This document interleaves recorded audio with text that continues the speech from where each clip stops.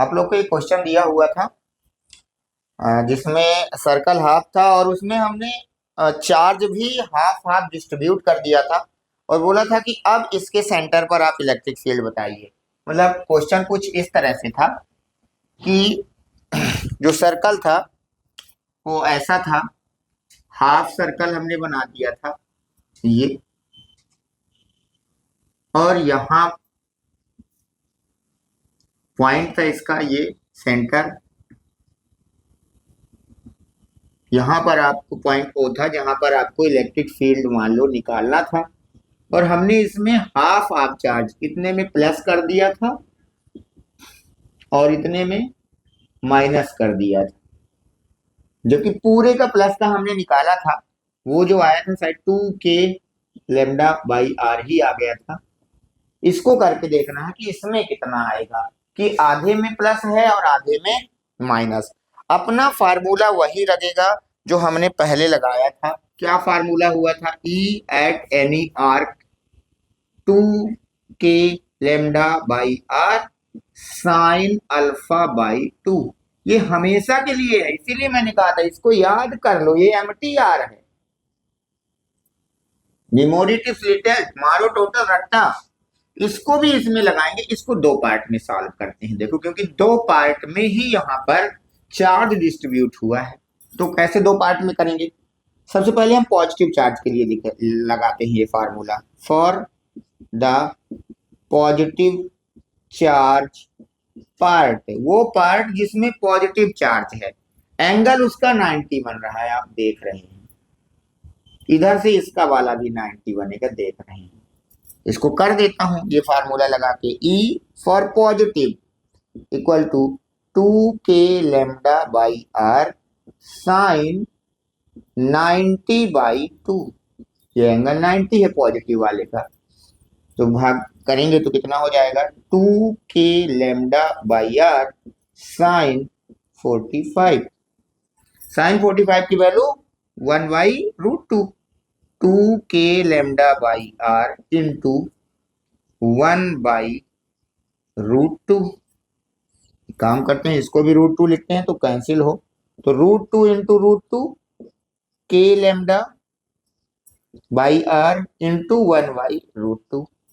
इससे ये कैंसिल, क्या बचा? √2 k लेमडा बाई आर, ये आ गया E पॉजिटिव के कारण, नंबर पहला। इसी तरह इसका भी निकाल लेते हैं। Same for negative charge part, वह पार्ट जिसमें निगेटिव चार्ज है, तो उसके लिए ला दो। क्या फार्मूला लगेगा? E फॉर निगेटिव, फार्मूला तो वही है, 2k lambda by r sine alpha by 2। तो 2k lambda by r sine, angle तो इधर भी 90 ही था, बाई 2। तो सेम वैल्यू इसकी भी आ जाएगी, ए निगेटिव की, कितनी? √2k lambda by are. और ये हो गया दूसरा। अब हम ये जानते हैं कि ये जो दोनों है, जो इलेक्ट्रिक फील्ड होता है, ये एक वेक्टर क्वांटिटी है। मतलब हम इसको, हमें टोटल निकालना है तो इसको हम ऐसे नहीं जोड़ सकते कि अब डायरेक्ट जोड़ दो, ये वेक्टर के नियम से जुड़ेगा। डायरेक्ट नहीं जोड़ सकते हैं कि √2 प्लस √2 और के लेमडा इधर वो आ गया, नहीं। ये कैसे जुड़ेगा? क्योंकि वेक्टर क्वांटिटी है और वेक्टर के हिसाब से जुड़ेगा, और वेक्टर के पास होनी चाहिए डायरेक्शन, तो डायरेक्शन के सहित लेकर के इसे जोड़ना पड़ेगा। देखो, हम जो पार्टिकल लिए, जो पार्ट लिए थे हाफ सर्कल, ये ऐसे लिए थे और यहाँ पर वो पॉइंट है, मान लो ये इधर ये प्लस है। इलेक्ट्रिक फील्ड की दिशा जो होती है प्लस में, इलेक्ट्रिक फील्ड जो प्लस चार्ज होता है, इससे बल रेखाएं हमेशा निकलती हैं। मतलब अगर हम इस पॉइंट पर बात करेंगे तो इलेक्ट्रिक फील्ड इसका इधर की तरफ जाएगा, और जिसकी वैल्यू, क्योंकि प्लस से निकलती हैं, निकल रही है, इधर जा रही है, और इसकी वैल्यू कितनी होगी? प्लस वाला है, दोनों की तो सेम ही है, √2k लेमडा बाई आर। इसी तरह ये माइनस है, तो माइनस में तो प्रवेश करती हैं, तो इधर की तरफ चली जाएंगी, बिल्कुल सही बात है। और ये एंगल कितना बन रहा है? देखो 90 डिग्री बन रहा है, तो यहाँ पर ये एंगल 90 डिग्री बनेगा। हाँ, लेकिन एक बात है, हम चाहें तो इसको पीछे कर सकते हैं, ऐसे ये इधर आ सकता है, मतलब ये डिग्री 90 बनेगा और इसकी भी वैल्यू रहेगी √2k λ/r। और जब दोनों फोर्स सेम होते हैं तो आपको वो टेबल याद करनी पड़ेगी फिर से कि 90 डिग्री होने पर रिजल्टेंट जो होता है a√2 हो जाता है। मतलब कि इन दोनों का कोई एक मान उसके √2 के मल्टीप्लाई के बराबर कर देंगे तो हमारा जो ई नेट आ जाएगा इस पूरे प्लस और माइनस के कारण, वो वेक्टर रूल ऑफ एडिशन लगाएंगे, उसमें vector rule of addition vector का सम के हिसाब से ई नेट हमारा हो जाएगा कितना, √2 के λ/r बराबर 2k λ/r। सर ये तो बड़ा अजीब ही है, देख लो जितने क्वेश्चन करवाया सबका आंसर यही आ रहा है 2k λ/r। उसका कारण ये है कि ये जो है वो रेखीय पृष्ठ घनत्व है, लीनियर चार्ज डेंसिटी है। कल हमने पूरे का किया था पॉजिटिव पॉजिटिव तो भी यही आया था, आधे को पॉजिटिव आधे को निगेटिव तो भी यही आ रहा है। तो ये क्वेश्चन है, ठीक है। तो इससे आपको इस तरह से क्वेश्चन बन सकते हैं, ये आपको करना पड़ेगा, पर उसके लिए आपको एक रामबाण जो फार्मूला है वो याद रखना है, वो 2k λ/r sin α/2। इससे आप किसी भी आर्क का, चाहे वो 120 डिग्री हो, चाहे वो 180 हो, 90 हो, 45 हो, उससे आप निकाल सकते हैं। चलिए ठीक है, आगे की और कुछ और कॉन्सेप्ट की ओर चलते हैं। इलेक्ट्रिक लाइंस ऑफ फोर्सेस देखते हैं, इसको नोट करिए तभी समझ में आएगा, और पिछले वीडियो अगर आप नहीं देखेंगे तो आगे के आपको वैसे भी समझ में नहीं आएंगे, ये कंफर्म है। इसके लिए आपको पीछे वाले देखने पड़ेंगे, क्योंकि पूरा चैप्टर एक दूसरे से रिलेटेड रहता है। ऐसा नहीं है कि आप बीच का 7वां वीडियो देख लो, 8वां वीडियो देख लो और बीच के ना देखो तो आपको समझ में आ जाए, नहीं, ऐसा हो ही नहीं सकता है, ये सब लिंक है। अगर आप किसी को किताब पढ़ाना सिखा रहे हैं तो आप उससे सीधे अक्षर मिला करके सॉल्व नहीं करवा सकते हैं कि आप अब यहाँ से अक्षर मिलाना स्टार्ट कर दो। अक्षर मिलाएगा तो सॉल्व नहीं होगा, उसको पहले छोटा बड़ा छोटी बड़ी पढ़ाना पड़ेगा, काखा गागा पढ़ाना पड़ेगा, तब जा करके उसका क्वेश्चन सॉल्व हो पाएगा, नहीं तो वो नहीं कर पाएगा, है ना।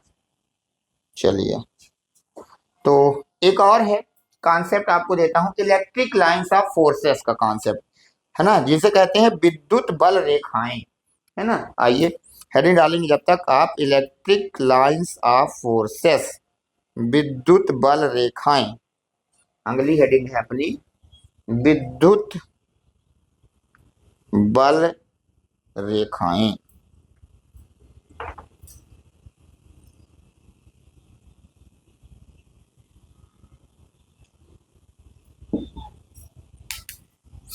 Electric lines of forces,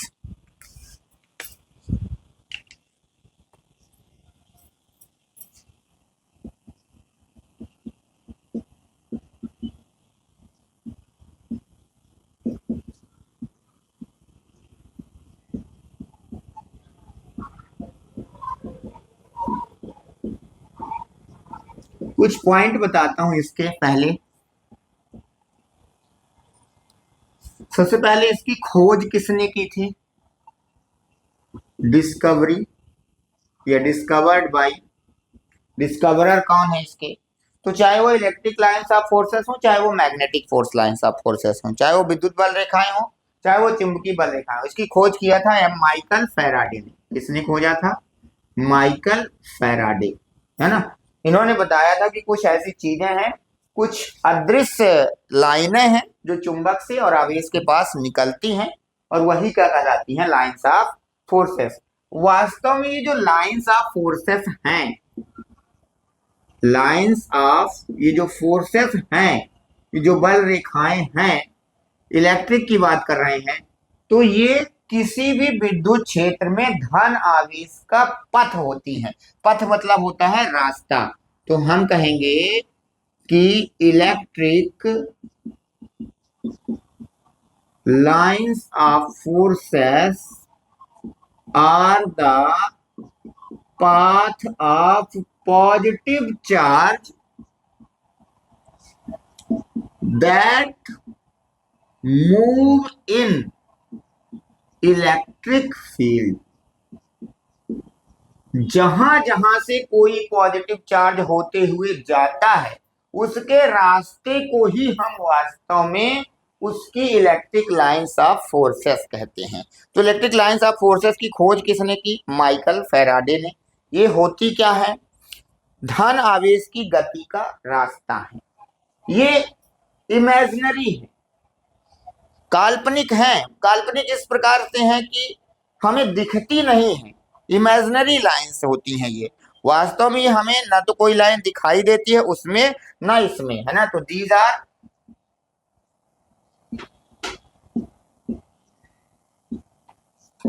imaginary lines, imaginary lines है, ये दिखाई नहीं देती है।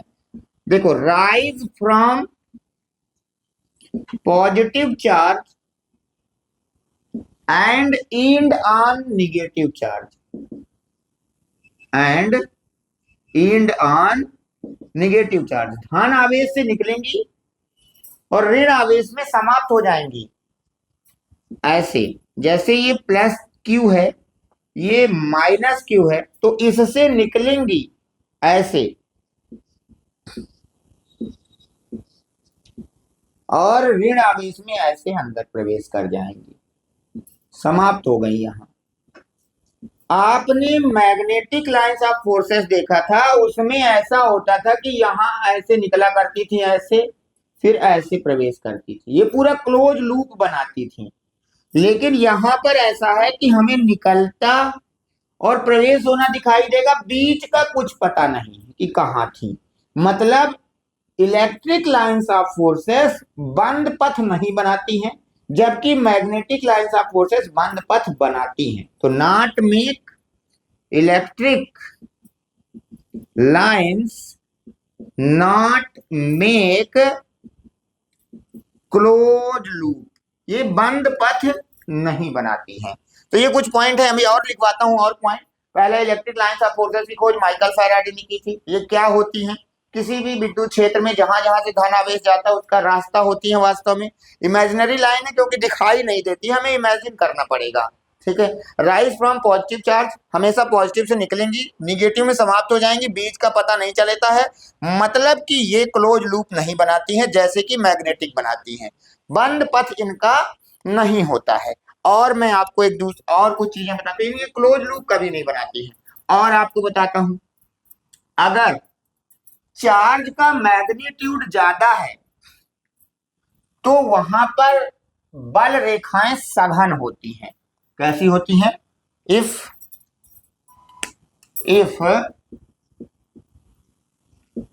Magnitude of charge is maximum or max, then lines of forces are dense। कैसी होती हैं? dense माने होता है सघन। जैसे मान लीजिए यहां रखा है चार्ज Q, यहां रखा है चार्ज Q। अब इसमें मैंने बनाया इस तरह से, मान लो ये Q1 है, इसको Q2 कर देता हूं, थोड़ा अलग हो गया। ये ऐसा ऐसा ऐसा ऐसा ऐसा ऐसा, और इसमें प्रवेश करा रहा हूं ऐसा, सब ऐसा ऐसा। अब आपसे पूछेगा, सबसे पहले आप ये बताओ कि कौन सा पॉजिटिव है कौन सा निगेटिव है, तो हम देख के बता देंगे। इससे निकल रहे हैं तो Q1 कैसा होगा? पॉजिटिव।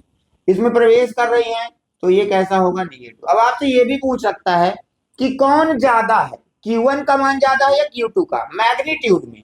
निगेटिव पॉजिटिव से मतलब नहीं, वो तो नेचर है उनका। मैग्नीट्यूड का मतलब है परिमाण, उनका मान आपको बताना है कि कौन ज्यादा है। तो ये भी आप यहां से बता सकते हैं, जिसमें बल रेखाएं ज्यादा होती हैं, सघन होती हैं, पास पास होती हैं, उनका परिमाण भी ज्यादा होता है, अर्थात ये ज्यादा भी है। मतलब Q1 is greater than Q2। जिनकी बल रेखाएं ज्यादा उनका परिमाण भी ज्यादा। एक ये भी पॉइंट है। अगला पॉइंट ये भी है, देखो कि ये बल रेखाएं चाहे चुंबक की हो और चाहे मैग्नेट की हो, मतलब मैग्नेट की हो चाहे इसकी हो, ये कभी भी एक दूसरे को काटती नहीं है। बोले तो कि electric lines of forces not intersect each other, ये कभी भी एक दूसरे को नहीं काटती हैं। कैसे? जैसे एक मैग्नेटिक लाइंस ऑफ फोर्सेस जा रही है, कोई दूसरी यहां से आकर के इसको ऐसे काट दे, नहीं, ऐसा कभी होता ही नहीं है, चाहे वो मैग्नेट हो और चाहे इलेक्ट्रिक फील्ड। ऐसा आपसे पूछा जा सकता है कि क्यों है सर ऐसा, वाई, क्यों नहीं काटती हैं? तो देखिए वास्तव में होता क्या है कि जो इनकी स्पर्श रेखा होती है, जैसे ये है, अब ये इधर की तरफ मान लो जा रही है, तो इनकी स्पर्श रेखा पर ही हम इलेक्ट्रिक फील्ड की डायरेक्शन को बता सकते हैं। अब मान लो इसकी इलेक्ट्रिक फील्ड की डायरेक्शन इधर की तरफ है और दूसरी लाइन इसको आकर के यहां काट दे, तो इसमें इलेक्ट्रिक लाइंस ऑफ फोर्सेस की डायरेक्शन इधर हो जाएगी। और एक बिंदु पर electric of lines of forces या इलेक्ट्रिक फील्ड की दिशा दो नहीं होती है, इसलिए कभी भी नहीं काटती है। तो क्यों नहीं काटती हैं? क्योंकि कटान बिंदु पर ई की दो दिशा हो जाएंगी जो कि प्रायोगिक रूप से संभव नहीं है। It is practically not possible, है ना, ये प्रैक्टिकली संभव है ही नहीं, तो इसलिए ये कभी एक दूसरे को नहीं काटती हैं। ये मैंने कुछ और पॉइंट बताए, इनको भी नोट करिए। एक और पॉइंट आपको बताता हूं, देखिए कुछ पॉइंट और हैं आपको। एक पॉइंट ऐसा है, आओ एक पॉइंट और बताता हूं। अगर बल रेखाएं पास पास हैं, है ना, सघन बल रेखाएं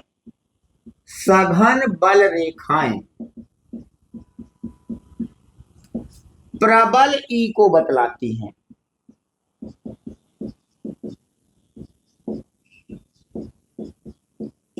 Dense lines of forces represent a strong electric field.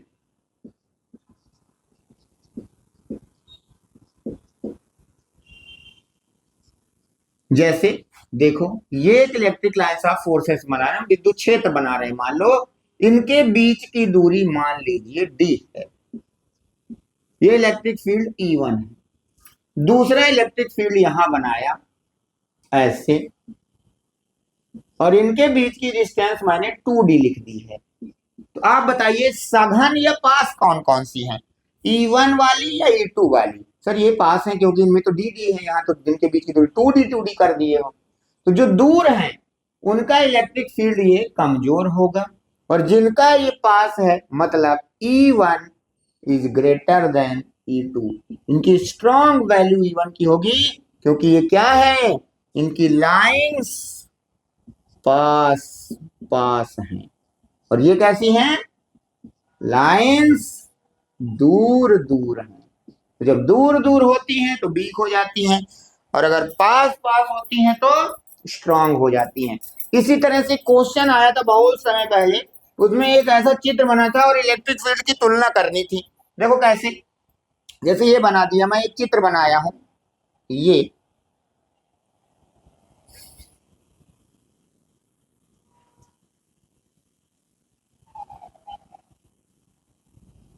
यहां मैं कुछ पॉइंट लिख रहा हूं, एक पॉइंट यहां लिखा हूं A, एक पॉइंट यहां लिखा हूं B, एक पॉइंट यहां लिखा हूं C। यहां इनके बीच की डिस्टेंस नहीं दी हुई थी, फिर भी मैं यहां दे देता हूं, ये D है, ये वाली डिस्टेंस 4D है और ये वाली D है। आपको बताना है कि कहां पर इलेक्ट्रिक लाइंस ऑफ फोर्सेस या इलेक्ट्रिक फील्ड जो है वो ज्यादा होगा और कहां पर कम होगा। तो देखिए यहां पर ये कंफर्म है कि ये दूर दूर हैं, ये दोनों बराबर हैं और पास यही हैं, तो इन दोनों में बराबर होने के कारण इलेक्ट्रिक फील्ड इन दोनों का बराबर हो जाएगा। मतलब electric field of the point a is equal to electric field of the point c, इन दोनों का बराबर हो जाएगा। और ये निश्चित रूप से ज्यादा होगा किससे, electric field of the point b. तो इसका सही हो जाएगा ई ए बराबर E C as greater than E B, मतलब सबसे कम बी, क्योंकि इसकी दूरी सबसे ज्यादा, ये विरल हो गया, ये सघन हो गया, तो सबसे कम ये है। क्यों है आपको ये भी पता चल गया, क्योंकि यहाँ पर लाइंस ऑफ फोर्सेस जो है वो अत्यधिक दूर पर आ रही है। ठीक, अब देखो मैंने वहां पर एक चीज तुमको एक बात बताई थी, अभी जब हम लोग देख रहे थे तो ये भी पता चल गया कि लाइंस ऑफ फोर्सेस के बीच की अगर डिस्टेंस ही तो दोनों इनवर्सली प्रोपोर्शनल हो रहे हैं, ई इनवर्सली प्रोपोर्शनल टू 1/d, अगर डी ज्यादा तो ई ऑलरेडी कम हो रहा है, यहां से ये पता चल रहा है। एक चीज मैं तुमको ये प्रॉपर उस में भी आपको मैंने बताने की कोशिश की थी कि अगर लाइंस ऑफ फोर्सेस में हम चार्ज को बैलेंस करना चाहें तो हवा में उसे बैलेंस कर सकते हैं। कैसे बैलेंस कर सकते हैं, आओ दिखाते हैं, इसको हम बैलेंस करना बताते हैं। आपसे ऐसा आ जाएगा, find the value of E to balance the positive charge q, ऐसा मैंने कह दिया है। क्या कह दिया, find the value of E to balance the positive charge q. Find the value of E to balance positive charge q in air. हवा में हमको एक चार्ज को बैलेंस करना है जो कि पॉजिटिव है, तो कह रहा है आप ई का मान बतलाइए। मैंने कहा चलो पता करो, तो ये क्यू है, इसके पास मास m होगा, तो ये वास्तव में इसका mg नीचे लगेगा, जिसके कारण ये नीचे गिर जाएगा। इसे आपको हवा में ही बैलेंस कर देना है, हवा में ये लटका रहे, तो इस पर इलेक्ट्रिक फील्ड लगाना पड़ेगा। अब इलेक्ट्रिक फील्ड नीचे की तरफ लगाऊं या ऊपर की तरफ लगाऊं, तो सबसे पहले आप ये पता करो कि आपको इसको बैलेंस करना है, तो निश्चित एक फोर्स उधर की तरफ लगाना होगा और इलेक्ट्रोस्टैटिक्स लगाना है, तो यहां पर इलेक्ट्रिक फील्ड बनाना पड़ेगा। पॉजिटिव चार्ज में इलेक्ट्रिक फील्ड की दिशा, फोर्स की दिशा उधर ही हो जाती है जिधर हम इलेक्ट्रिक फील्ड को लगाते हैं। अगर मतलब इलेक्ट्रिक फील्ड ऐसे कर दिया जाए तो इस पर एक फोर्स और लगने लगेगा, उसकी डायरेक्शन भी यही होगी, तब तो ये और तेजी से गिरेगा। मुझे इसके उल्टा लगा देना है, तो मैं अगर इसके उल्टा इधर की तरफ इलेक्ट्रिक फील्ड लगाऊं तो इस पर एक फोर्स इधर की तरफ लगने लगेगा, जो इस चार्ज के अगर बराबर हो जाए, इस mg के बराबर ये Fe हो जाए, तो ये बैलेंस हो जाएगा। तो मुझे हवा में इसको बैलेंस करने के लिए इलेक्ट्रिक फील्ड का मान निकालना है कि ये E कितना दे दूं कि ये बैलेंस हो जाए, बस। तो अब तो क्या है, बैलेंस के करने के लिए Fe बराबर mg होना चाहिए। फॉर बैलेंसिंग Fe बराबर mg, और हम जानते हैं Fe equal to q into e. हमारा तो बहुत पुराना क्वेश्चन, इसका तो जन्म जन्मांतर का नाता है। तो Q into E equal to mg, तो E equal to mg upon Q। हम इस फार्मूले को लगा करके इलेक्ट्रिक फील्ड का मान निकाल लेंगे। अब ये इलेक्ट्रिक फील्ड पूछेगा किधर है, किधर होना चाहिए, अपवर्ड डाउनवर्ड, तो किधर की तरफ, अपवर्ड होना चाहिए। ये बोले तो ऊपर की तरफ, अगर नीचे कर देंगे तो गड़बड़ हो जाएगा, तो और तेजी से गिरेगा। चलो करके देख लेते कितनी तेजी से गिरेगा। क्वेश्चन ही है, मान लो ये क्वेश्चन आ गया कि इसको लिखो, फिर मैं एक क्वेश्चन इसी पर देता हूं कि पहले बैलेंस है फिर डायरेक्शन हम चेंज कर देते हैं तो क्या होगा। इसको नोट करिए, ये वो है, ये वो ई की वैल्यू है जब हम किसी पॉजिटिव चार्ज को हवा में बैलेंस कर सकते हैं। ये बैलेंस हो चुका है। अगला क्वेश्चन देखो, इसी में कैसे कर सकते हैं इसको। इसका क्वेश्चन ये है कि इसे हम कैसे बैलेंस कर सकते हैं, तो देखो इसे कैसे बैलेंस करना है। जैसे मैंने क्वेश्चन दिया, initially a positive charge q is balanced in air। शुरू में कोई पॉजिटिव चार्ज q हवा में बैलेंस है। if we change the direction of electric field यदि हम इलेक्ट्रिक फील्ड की दिशा चेंज कर दें, देन फाइंड आउट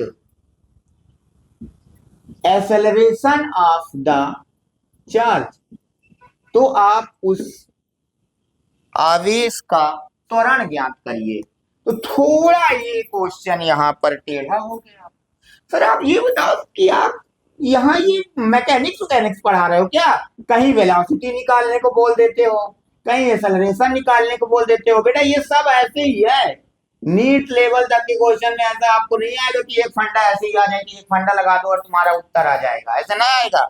उसको लाने के लिए तुमको कई कॉन्सेप्ट एक साथ मिलाने पड़ेंगे।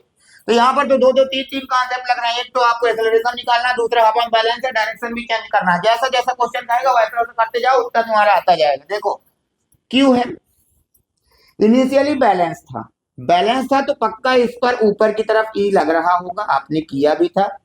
और इस कंडीशन में आपने देखा था कि एफ ई एम जी के बराबर हो गया था, तभी वो बैलेंस हो पाया था। मैंने कहा ये समीकरण नंबर 1 अकॉर्डिंग टू क्वेश्चन, ये दिया ही है प्रश्न में कि पहले बैलेंस था, और अगर वो बैलेंस था तो पक्का ऐसा रहा होगा जब ये वाला एम जी और ये वाला एफ ई बराबर थे, तो हवा भी बैलेंस था और इलेक्ट्रिक फील्ड ऊपर की ओर। अभी जस्ट बगल में बताया कि अपवर्ड अगर हमने डायरेक्शन दिया है तो वो बैलेंस रहेगा। अब क्या कहता है कि इसको मैंने अचानक से इसकी दिशा ही चेंज कर दी, है ना। तो चार्ज क्यों ऐसे था, एम जी ऐसे लग रहा था, हमने धोखे से इसको पकड़ के ये जो ऊपर जा रहा था इसको नीचे ऐसे गिरा दिया। नहीं यार, तो जब ये इलेक्ट्रिक फील्ड ऐसे नीचे की तरफ आ जाएगा तो क्या अभी भी एफ ई ऊपर लगता रहेगा? नहीं, अब तो एफ ई भी किधर लग जाएगा, नीचे लग जाएगा। तो क्या अब भी बराबर है ये दोनों? हम तो दोनों एक ही डायरेक्शन में चले गए। मतलब यहाँ एफ नेट हो जाएगा F E plus m g. दोनों की direction same direction, same direction वाले जुड़ते हैं, सेम डायरेक्शन में जुड़ते हैं। और सर एफ ई तो एम जी के बराबर होता है, तो यहां भी लिख दूं एम जी, यहां भी लिख दूं एम जी, तो एफ नेट बराबर 2 mg। हाँ, लेकिन मास्टर एफ नेट नहीं पूछा था, आपने तो मेरे से एक्सेलरेशन पूछा था। तो अब क्या है, हम तो जानते ही हैं, ये तो हमारा 8वीं का फॉर्मूला है, एफ बराबर m a equal to F upon m. F कितना निकाले हो, 2 mg अपॉन एम से m cancel, acceleration equal to 2g। मतलब अगर हम किसी ऑब्जेक्ट को सामान्यतः ऊपर से नीचे छोड़ते हैं तो वो जी से गिरता है, उसकी वेलोसिटी कितनी होती है, जी 9.8 मीटर पर सेकंड स्क्वायर। लेकिन जो हवा में बैलेंस था, अचानक उसकी दिशा चेंज कर दी जाए तो उसमें दो फोर्स नीचे की लगने लगेंगे, और वो कितनी तेजी से गिरेगा, जो ग्रेविटी है उसके दुगना से गिरेगा, 9.8 से गिरना स्टार्ट हो जाएगा।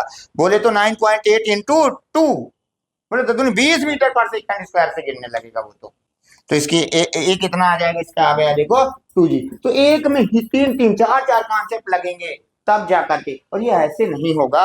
इसके लिए एकदम निकले छोटी छोटी चीजें क्लियर होनी चाहिए। जब वो सारी चीजें क्लियर होंगी तो आपको क्वेश्चन बनते जाएंगे, अन्यथा कभी नहीं बन पाएंगे। ठीक है, एक क्वेश्चन आपके लिए दे देता हूं, आप इसको करिएगा कि सेम कुछ नहीं करना है जो मैं क्वेश्चन दे रहा हूं। उसमें मैंने कहा है कि मुझे एक इलेक्ट्रॉन को हवा में बैलेंस करना है ना। जैसे यहाँ मैंने कोई वैल्यू नहीं देता था, क्यू क्यू चार्ज था, ऐसे इलेक्ट्रॉन भी एक चार्ज है। मुझे एक इलेक्ट्रॉन को हवा में बैलेंस करना है, तो ई का मैथमेटिकल वैल्यू कितनी होगी। तो मैथमेटिकल वैल्यू का कहने का मतलब है कि ई का चार्ज का मान रख देना, जो फार्मूले लगते हैं यहां से, जैसे ये q equal to m g था, तो E equal to m into g upon q. Electron का मास रखना, G का मान 10 रखना, इलेक्ट्रॉन के ऊपर का चार्ज रखना। ठीक है, तो क्वेश्चन क्या है, find the value of E, करके लाना है, कमेंट कर दीजिएगा, find the value of E to balance electron in air. क्या एक इलेक्ट्रॉन है, इसको आप चाहते हैं कि वो हवा में बैलेंस हो जाए, नीचे ना गिरे, इसके लिए इलेक्ट्रॉन का मान कितना होगा? अगर आप इसे बताते हैं तो ये मैं पढ़ाया हूं आपसे बन जाएगा, नहीं तो फिर नहीं बनेगा। ठीक है, बाकी अगले वीडियो में आ जाएगा।